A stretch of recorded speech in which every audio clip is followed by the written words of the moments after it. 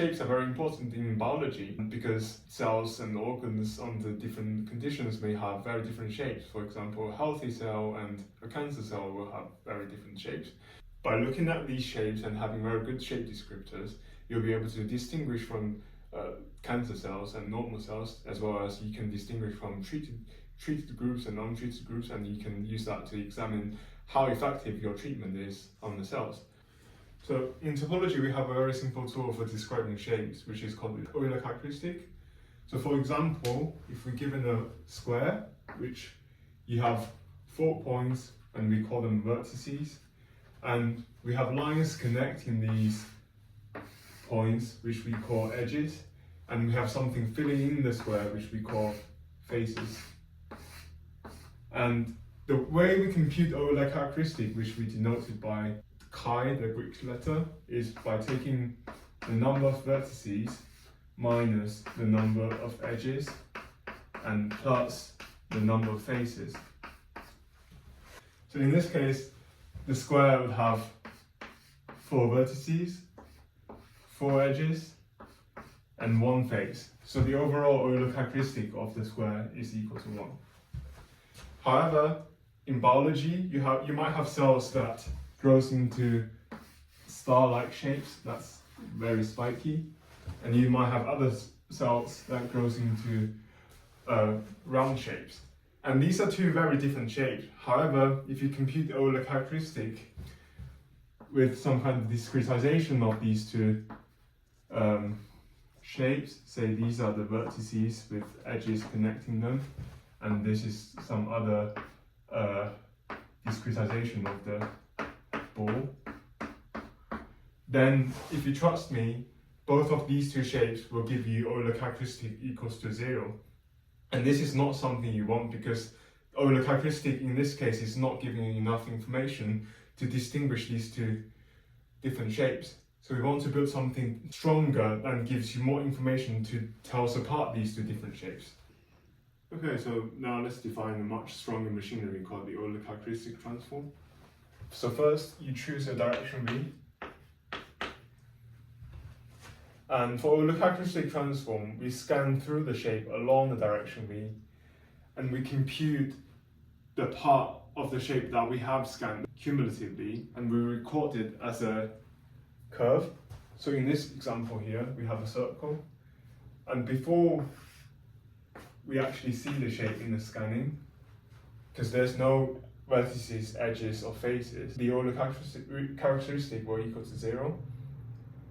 And for the curve here, we have on the y-axis the letter chi for Euler characteristic, and the x-axis is the time t for the scanning. So now we have 0 for the scanning result. And once we touch this point,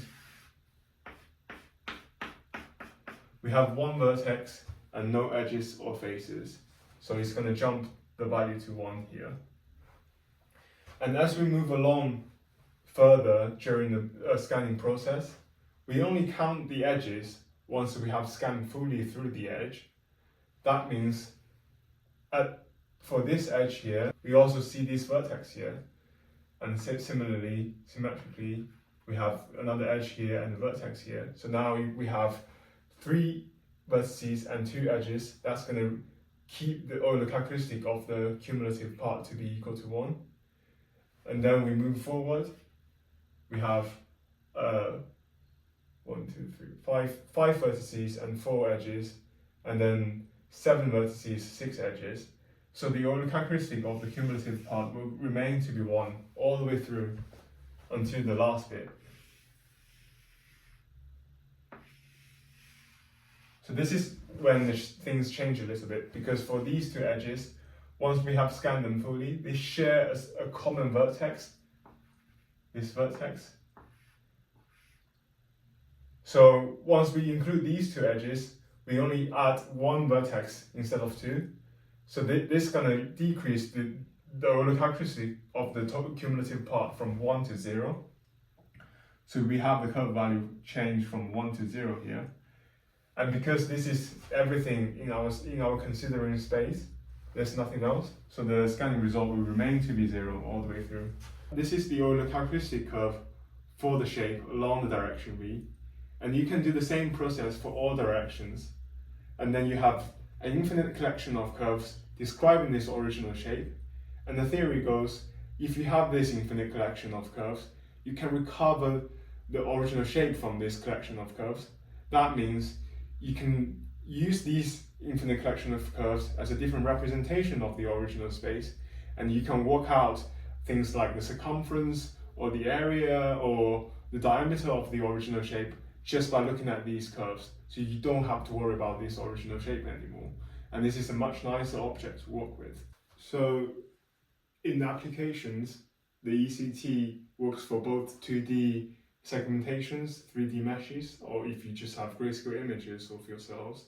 It also works for time-varying data, so to say you have pictures of the cell at different time points, we can also apply the ECT for the kind of data set.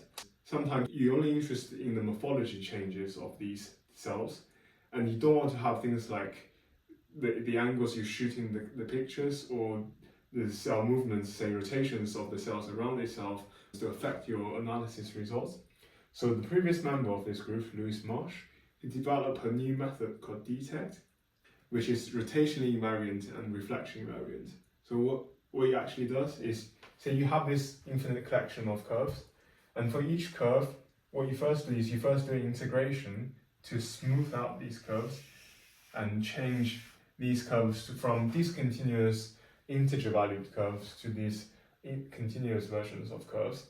And then you have infinite collection of continuous curves, and you do an average of all these curves along all directions. And in this case, because it's a perfectly symmetric ball and you have the same curve for all directions, you'll just get the same resulting averaging curve for the ball. So this averaging curve is the output of the DETECT method, and this curve is obviously rotationally invariant. What we have done is we developed a new metric for this DETECT curve, which measures the difference between two DETECT curves, and this DETECT curve difference represents the morphology difference between two shapes, and that kind of matches with your intuition of observations. Say if two shapes are very similar, then they will have small metric difference on the DETECT metric, and if they are very different, they'll have large DETECT metric differences. So recently we have been using DETECT to study organoids datasets, and in that dataset we have treated and untreated organoids, and we were able to use the metric I just described about DETECT to distinguish the treated group and untreated group of the organoids based on their shapes, and that just shows the power of DETECT in applications of biology.